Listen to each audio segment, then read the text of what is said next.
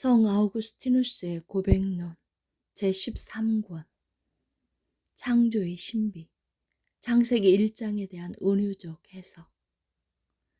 아우구스티누스는 창세기 1장에 대한 해석에 들어가면서 자신을 비롯한 만유가 오직 하나님의 전적인 선하심으로 말미암아 존재하게 된 것이라고 선언한다. 앞에서 그는 창조 자체의 과정에 대하여 말하면서 하나님이 무에서 천지를 창조하셨다는 것은 절대적인 무에서 무형의 진료를 만드시고 그 위에 만유를 창조하셨다는 것임을 밝혔는데, 이제는 창세기 1장 1절에서 2절에 삼위일체를 발견한 것에 대하여 말한 후에 각 절의 은유적인 의미를 설명해 나간다. 여기에서 먼저 그는 성령이 수면 위에 운행하셨다고 한 것과 빛이 있으라고 하신 것이 어둠과 기쁨 속에 있던 하늘의 영적 피조물에게 빛을 비추어 주고 땅의 영적 피조물인 우리를 위로 끌어올려서 하나님께로 나아가게 하기 위한 것이었다고 말한다. 그런 후에 궁창을 펼치신 것을 우리에게 성경을 주신 것으로 해석하고 나서 바다는 악인들의 물이 곧 세상을 가리키고 무튼 믿는 자들을 가리키는 것으로 보고, 무치 열매를 맺는 것은 믿는 자들이 자비의 일을 행하는 것을 가리키는 것으로 본다. 끝으로 그는 하나님이 일곱째 날에 안식하신 것처럼 우리도 그 안식에 참여하기를 소망하는 마음을 피력한다.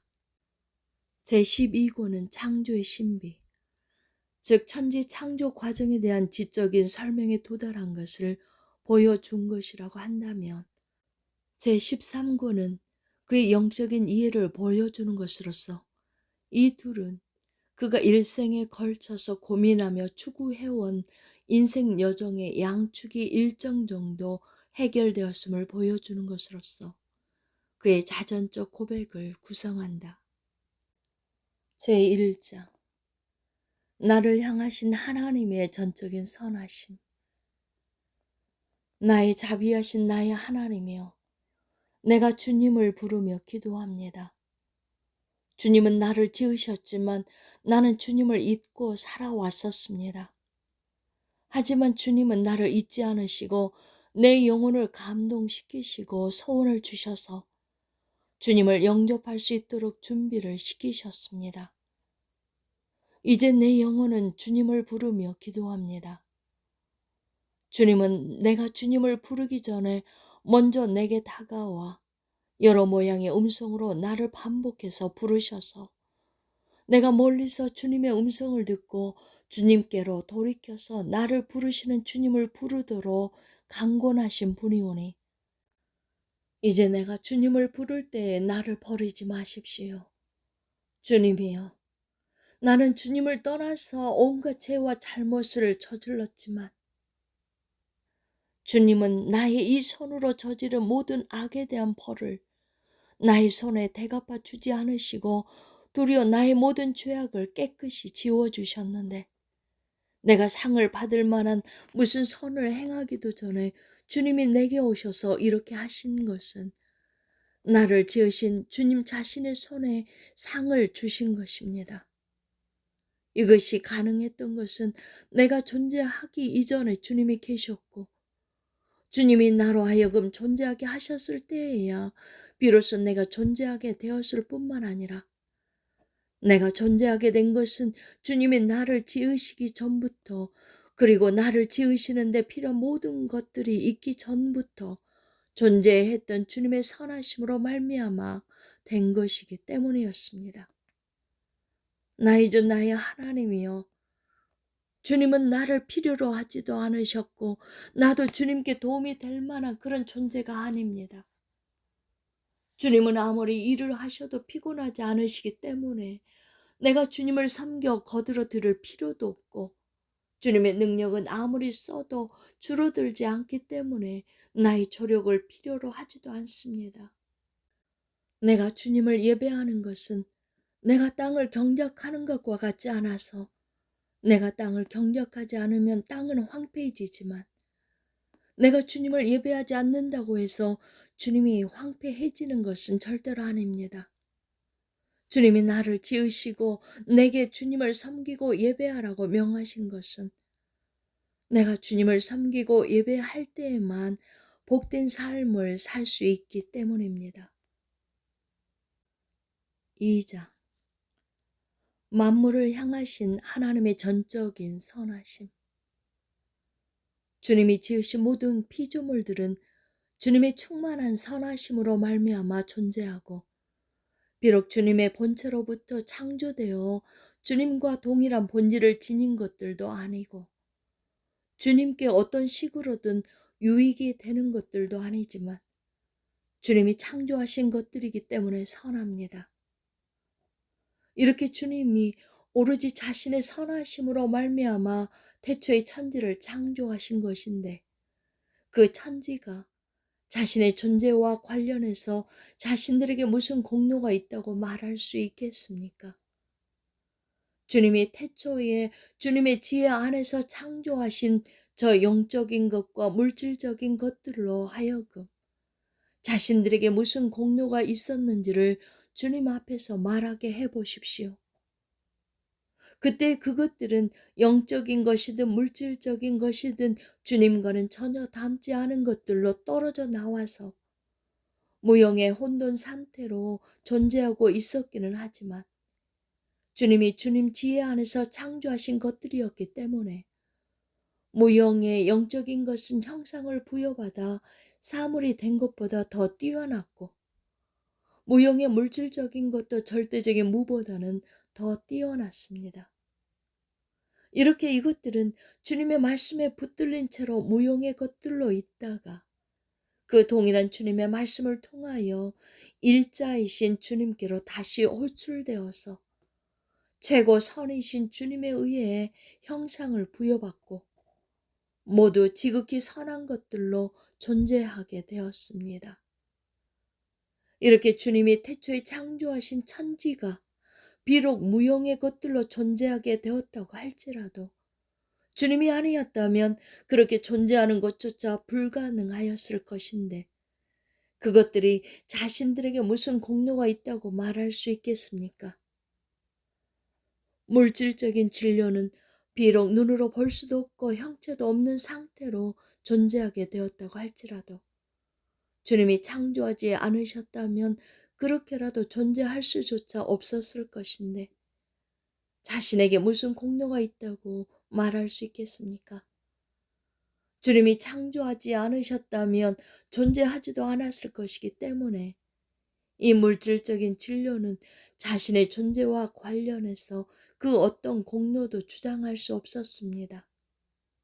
또한 영적인 진료도 주님을 전혀 닮지 않은 것으로 떨어져 나와서 혼돈 가운데서 흑암이 뒤덮인 기품처럼 유동 상태로 존재하고 있었을지라도 주님이 창조하지 않으셨다면 그렇게라도 존재할 수조차 없었을 것인데, 자신의 존재와 관련해서 자기가 무슨 공로가 있다고 말할 수 있겠습니까?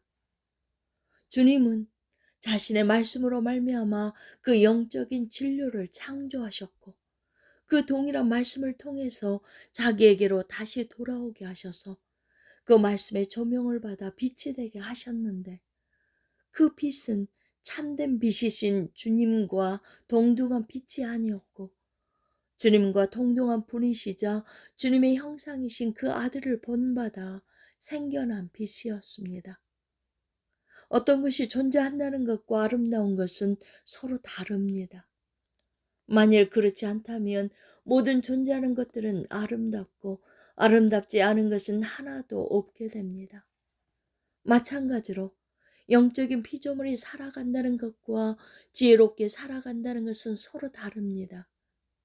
만일 그렇지 않다면 모든 영적인 피조물들은 늘 변함없이 지혜롭게 살아가는 존재들이 되고 맙니다. 하지만 실제로는 영적인 피조물이 진정으로 선하고 지혜롭기 위해서는 주님을 꼭 붙들고서 늘 주님을 바라봄으로써 주님으로부터 빛을 받아야 합니다. 왜냐하면 주님으로부터 등을 돌려서 멀어지게 되면 그 빛을 잃어버리고 흑암이 뒤덮인 기쁨과 같은 삶으로 다시 떨어져 버리기 때문입니다. 마찬가지로 우리도 영혼을 지니고 있어서 영적인 피조물이기 때문에 주님의 독생자 안에서 하나님의 의가 될 때까지는 우리의 빛이 되시는 주님으로부터 등을 돌리고 멀어져서 저 흑암의 삶 속에서 살아갈 수밖에 없었고, 그 후에도 우리 속에 남아있는 흑암의 잔재로 인해서 고생을 하게 됩니다. 왜냐하면 하나님의 심판은 기쁨과 같은 반면에 하나님의 의는 하나님의 산들과 같기 때문입니다. 제3장 영적인 피조물들에게 빛을 비추어 주심. 모세는 창조의 첫날에 주님이 빛이 있으라고 하셨더니 빛이 있었다고 기록하고 있는데, 나는 이것이 영적인 피조물이 이미 모종의 삶을 살고 있어서 주님이 거기에 빛을 비춰 주시기 위하여 이렇게 말씀하신 것이라고 이해해도 무리가 없을 것이라고 생각합니다. 하지만 이 영적인 피조물은 주님께 자기를 창조하셔서 삶을 시작할 수 있게 해주시라고 먼저 요구할 수 있는 권리가 없었던 것과 마찬가지로 이때에도 먼저 나서서 주님께 자기에게 빛을 비춰주시라고 요구할 수 있는 권리가 없었습니다. 왜냐하면 이 영적인 피조물은 아직 빛이 되지 않아서 무영의 진료로 존재하고 있었을 때에는 주님을 기쁘시게 해드리는 존재가 아니었지만, 주님으로부터 빛을 받아서 빛이 된 후에는 주님을 기쁘시게 해드리는 존재가 되었는데, 단순히 존재한다는 이유만으로 빛을 받게 된 것이 아니라 주님이 전적으로 자신의 선하심에 따라 빛을 비춰주셨을 때 그 빛을 향하여 자신의 얼굴을 돌린 채로 항상 주님만을 바라보아서 빛을 받게 된 것이기 때문입니다. 따라서 이 영적인 피조물이 살아갈 수 있게 된 것이나 복되게 살아갈 수 있게 된 것은 모두 주님의 은혜로 말미암은 것입니다. 주님은 더 악한 쪽으로나 더 선한 쪽으로 변하실 수 없으신 분이지만, 이 영적인 피조물은 그런 주님을 바라봄으로써 더 선한 쪽으로 변화되어 갈 수 있습니다. 오직 주님만이 스스로 존재하시는 분이시기 때문에, 유일하게 존재하시는 분이시고 주님은 복 그 자체이시기 때문에 주님에게 있어서는 살아간다는 것과 복되게 살아간다는 것은 동일합니다. 제4장 영적인 진료 위에 운행하신 성령. 이러한 것들이 전혀 존재하지 않았거나 계속해서 무형의 것으로 남아 있었을지라도 주님의 선하심에는 그 어떤 부족함도 없으셨을 것이기 때문에 주님은 자신의 부족함을 메우는데 그것들이 필요해서가 아니라 오로지 주님의 저 풍성하신 선하심으로 말미암아 그것들을 창조하신 것이었고, 그 무형의 진료들의 제한을 가하셔서 형상이 있는 것들로 바꾸신 것도 그렇게 하심으로써 자신의 기쁨을 온전하게 하시기 위한 것이 아니었습니다. 왜냐하면 주님은 원래부터 온전하신 분이셨지만 그것들의 불완전함을 기뻐하지 않으셨던 까닭에 그것들을 온전하게 하셔서 주님을 기쁘시게 하는 것들이 되게 하신 것이기 때문입니다. 그러므로 주님은 원래 불완전하셨다가 그것들을 온전하게 하심으로써 자신도 온전하게 되신 것이 결코 아닙니다. 또한 하나님의 영은 수면 위에 운행하시니라는 말씀도 물이 성령을 떠받쳐 주어서 성령이 물의 도움을 받아서 안정적으로 운행하고 있었다는 뜻이 아닙니다. 도리어 성령이 수면 위에 운행하심으로써 물이 성령으로 말미암아 안정적으로 존재하게 된 것입니다. 타락할 수 없고 변할 수 없는 주님의 의지는 그 자체로 전혀 부족함이 없으셨는데도 주님이 지으신 저 생명체, 즉 영적인 진료 위에 운행하셨습니다.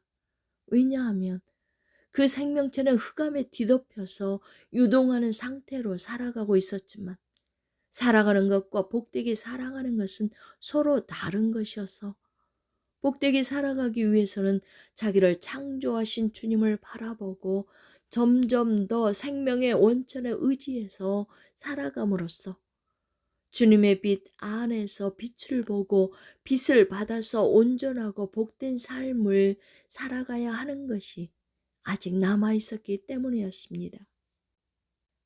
제5장 창세기 1장 1절과 2절에서 삼위일체를 발견함.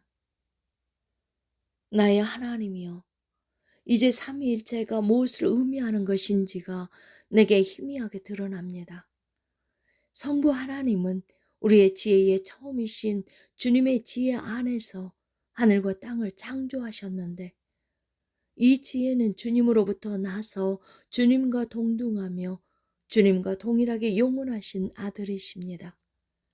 나는 하늘들의 하늘, 눈으로 볼 수 없고 형체도 없는 땅, 흑암에 뒤덮여 있는 기품에 대해서 이미 많은 것들을 말했습니다. 이 기품은 무용의 영적인 것으로서 무용의 생명을 지닌 채로 유동하는 상태에 있다가 주님을 바라봄으로써 빛을 받아 아름다운 생명으로 변화되어서 궁창 위의 물과 궁창 아래의 물 사이에 있는 하늘과 하늘, 즉 하늘들의 하늘이 되었습니다. 따라서 나는 성부가 이러한 것들을 창조하신 하나님으로 묘사되어 있고 하나님이 이러한 것들을 태초에, 즉 모든 것을 처음이신 분 안에서 창조하셨다는 표현 속에 성자가 묘사되어 있다는 것을 보게 됩니다. 나는 삼위일체 하나님을 나의 하나님으로 믿고 있었기 때문에 성경 속에서 이것을 좀 더 찾아보다가 하나님의 영은 수면 위에 운행하시니라는 말씀을 발견하고서 성경이 성부와 성자와 성령으로 계시는 나의 삼위일체 하나님이 만유의 창조주시라고 말씀하고 있다는 것을 확인하였습니다. 제6장 성령을 그 자체로 소개하지 않으시고 수면 위에 운행하신 존재로 소개한 이유를 물음. 오 참된 것들만을 말씀하시는 빛이시여, 내 마음을 주님께로 향하오니 그 안에 있는 어둠을 다 몰아내어 주셔서 내게 헛된 것들을 가르치지 않게 해주시고 주님이 친히 우리 어머니인 사랑을 통해서 내게 말씀해 주시기를 간구합니다. 내가 주님이 내게 말씀해 주실 것을 간구하는 것은 성경이 하늘과 눈으로 볼 수 없고 형체가 없는 땅과 기쁨 위에 있는 흑암에 대하여 말한 후에야 주님의 성령에 대하여 말하고 있는 이유가 무엇인가 하는 것입니다. 성령의 존재를 드러내기 위해서는 성령이 무엇 위에 운행하셨다고 말하여야 하였는데 성령이 그 위에 운행하셨던 바로 그 무엇을 먼저 말하지 않으면 성령이 운행하셨다는 것 자체를 말할 수가 없었던 까닭에 그 무엇을 먼저 말한 후에 성령을 말하는 것이 합당하였기 때문이었습니까? 사실 성령은 성부나 성자 위에 운행하신 것이 아니고 어떤 것 위에 운행하고 계셨기 때문에 그 어떤 것에 대하여 먼저 말하지 않고서는 성령에 대하여 제대로 말하는 것이 불가능하였을 것입니다.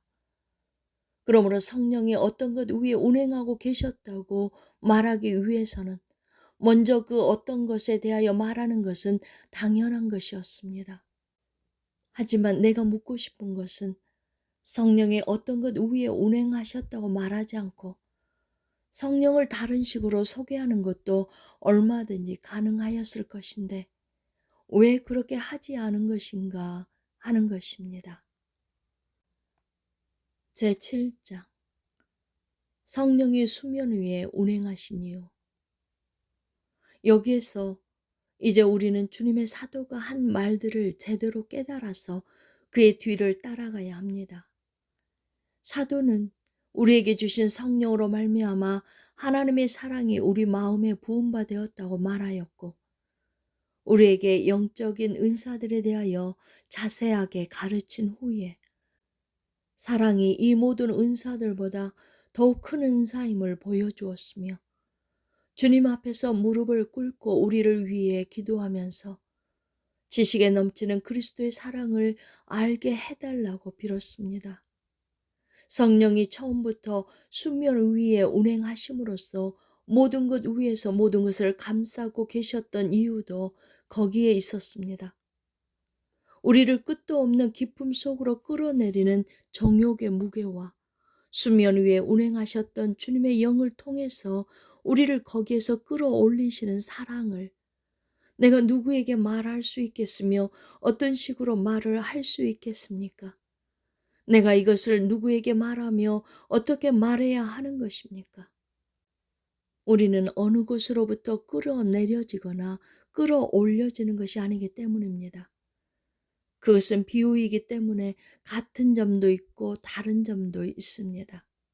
이 비유에서 다루어지고 있는 것은 둘 다 인간의 감정들이고 사랑들입니다. 그중 하나는 우리의 추악한 심령이 세상을 염려하고 사랑함으로써 아래로 서서히 끌려 내려가는 것이고, 다른 하나는 주님의 거룩하심이 사랑으로 우리를 세상의 염려로부터 해방시켜 위로 끌어올리시는 것입니다. 이렇게 끌어올려진 우리는 우리의 마음을 들어서 성령이 수면 위에서 운행하시는 곳에 계시는 주님을 바라볼 때 우리의 영혼은 아무런 실체가 없는 수면을 통과하여 모든 것 위에 있는 최고의 안식에 도달하게 됩니다. 아멘.